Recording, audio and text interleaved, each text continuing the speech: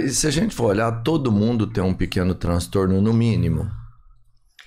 Eu não diria que tem, mas eu acho que tem potencial de. E eu acho que quando a gente fala da raça humana, do ano de 2024, do século 21, do estilo de vida que as pessoas levam, isso está cada vez mais fácil de acontecer.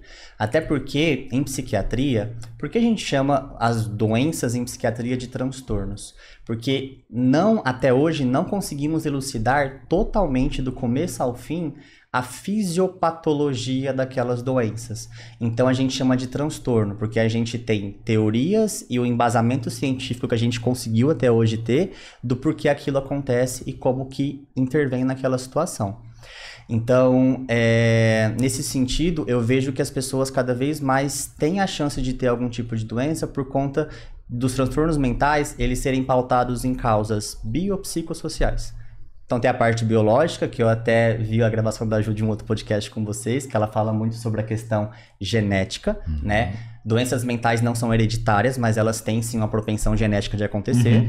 E tem a parte psicossocial, que é o quê? Tudo aquilo que você vivenciou ao longo da sua vida. Experiências boas, ruins, criação, o lar, a dinâmica familiar, os valores que te foram passados e o que você está vivendo ao longo da vida.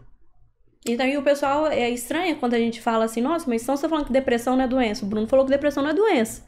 Por que a gente não considera doença? É questão de nomenclatura. Doença, gripe é uma doença. Causada pelo quê? O vírus influenza. A gente sabe o causador disso. Doença de Chagas é por conta do quê? Por conta do protozoário tal, do barbeiro, que sai pelas fezes do barbeiro. A gente sabe tudo como que acontece. Na depressão a gente tem várias teorias. Tem teoria hormonal, de aumento de cortisol, tem teoria relacionada a essa questão do estresse, tem essa questão genética. Então, são várias que a gente não consegue isolar. Só que, assim, falar que todo mundo tem transtorno? Não, porque o transtorno produz um sofrimento e uma disfuncionalidade.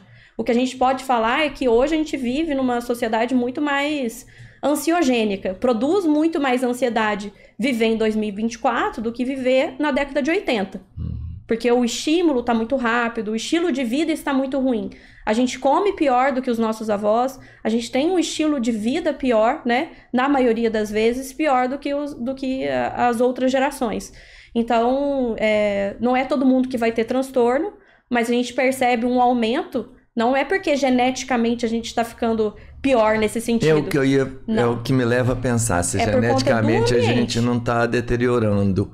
Porque pode ser... Mesmo entendendo tudo isso, mas aí você cita que a gente hoje come pior do que os nossos avós, que a gente, né, tem uma vida mais agressiva, às vezes, com estímulos maiores. Mas na época do meu avô, por exemplo, ninguém fazia academia. Hoje a galera faz muito mais academia e tem ficado até legal isso aí. A galera tem se conscientizado da necessidade de atividade física, por exemplo. Mas a atividade física da galera de antigamente... era natural, era tipo assim, ninguém tinha carro, o cara andava 10 km todo dia. Sim. O trabalho, a maioria das vezes, eram braçais. Então você carregava peso, você empurrava as coisas, você movimentava o tempo inteiro. Isso fazia com que os nossos músculos se desenvolvessem o tempo todo e a gente caminhasse num sentido de fortalecimento mesmo. O estilo que a gente vive hoje trabalha contra isso. Ou seja, eu imagino que geneticamente a gente está se estragando, porque isso vai sendo transmitido. Geneticamente, se a gente for pensar mais uma teoria, né, Darwin, a gente pode pensar que até 1950 a gente não tinha antipsicóticos, que é o que trata a esquizofrenia, por exemplo, né? Vou colocar uma doença bem, né, um transtorno que é bem limitante. Então, até 1950 não era comum esquizofrênicos estarem em tratamento, casando, tendo filhos. Tendo uma vida normal. E hoje, né, tanto eu quanto o Bruno, a gente tem pacientes que são esquizofrênicos, estão em tratamento, estão bem, e que são casados e têm filhos. Então, se a gente for pensar... Conseguem ter vida de qualidade. Esse esquizofrênico que, em 1930, não passava a genética dele para frente, a partir desse ponto que o tratamento é efetivo, ele está passando a genética dele para frente.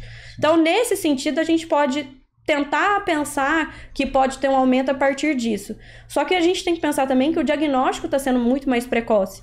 Né, o acesso à informação, né, até a partir do podcast, por exemplo, de vocês, é um acesso à informação de graça pelo YouTube.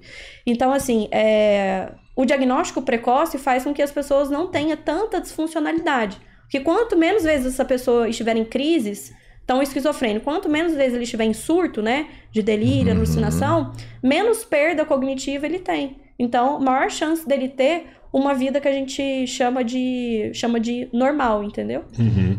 O esquizofrênico que a gente tá falando sobre isso, assim que vocês citaram esse exemplo,